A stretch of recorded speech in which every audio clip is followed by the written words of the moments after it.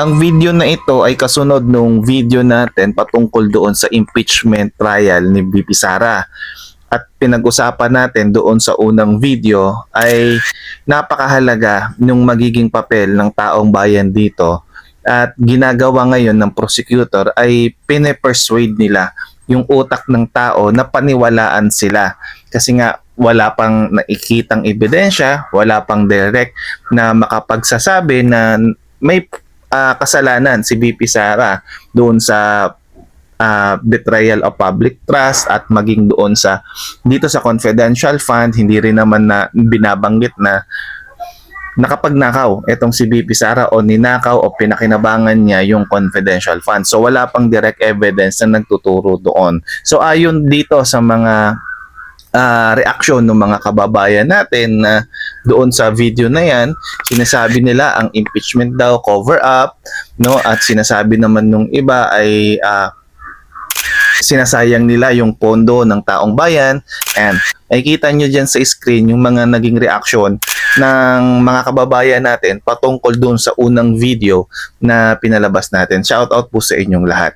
So ngayon, pag-usapan natin paano mangyayari yon na mabago yung utak ng tao, kasi nakikita naman natin na sa mga survey na lumalabas ngayon ay namamayagpag pa rin yung approval and trust rating, performance rating nito ni Vice President Sara Duterte. At higit sa lahat, pagdating naman sa 2028 presidential election, siya pa rin yung nananatiling number 1 leading president pagdating ng 2028.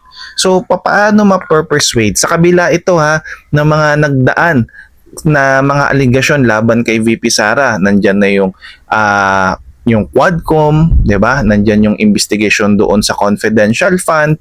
Nandyan na rin yung ginawa nilang pre-trial o sinasabi nilang mini trial doon sa House of Representatives, at ngayong kasalukuyan ng ginagawa yung impeachment trial diyan sa Senado. So ang tanong dito, kaya pa ba ng prosecutor na mabago yung kaisipan ng taong bayan? So nakikita natin hindi. So papaano mapapagtagumpayan yung impeachment ni VP Sara kung hindi na kayang baguhin yung pananaw at kaisipan ng taong bayan patungkol dito kay VP Sara?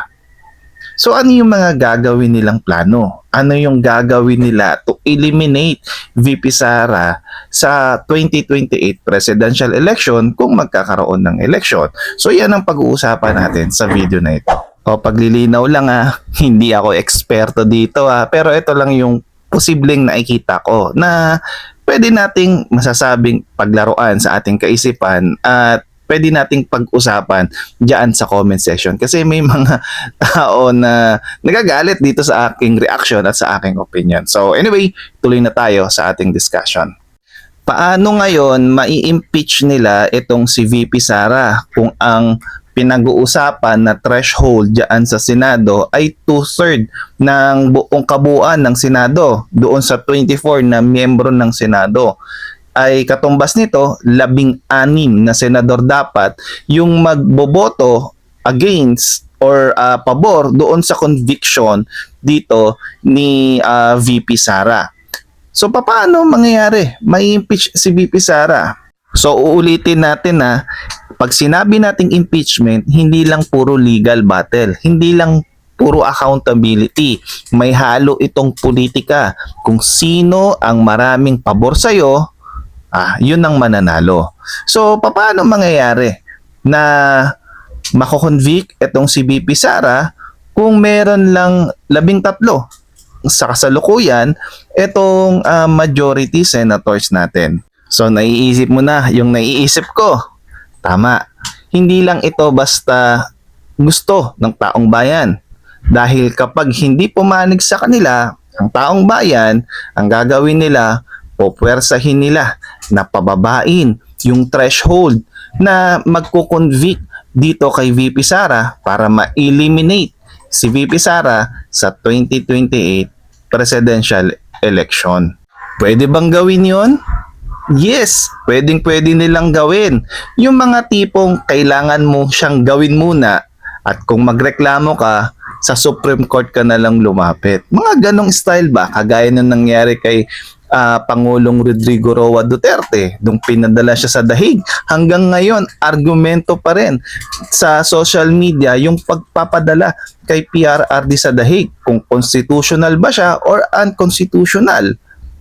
Ano pa? Yung nangyari dyan sa Senado, yung paglusob sa Senado na kung saan ginipit yung mga senadors natin diyan mismo sa loob ng Senado, makuha lang nila yung kanilang kagustuhan. So sa madaling salita mga kaibigan, gagawin nila ang lahat ng paraan to eliminate VP Sara sa laro ng politika. Hindi lang to basta cover up, hindi lang to basta sayangan ng pera, kundi kailangan nilang makuha kung ano talaga yung pinaka-goal nila at kung ano talaga yung pinaka-gusto nila. And VP Sara is the big threat for 2028 presidential election kung magkakaroon ng presidential election.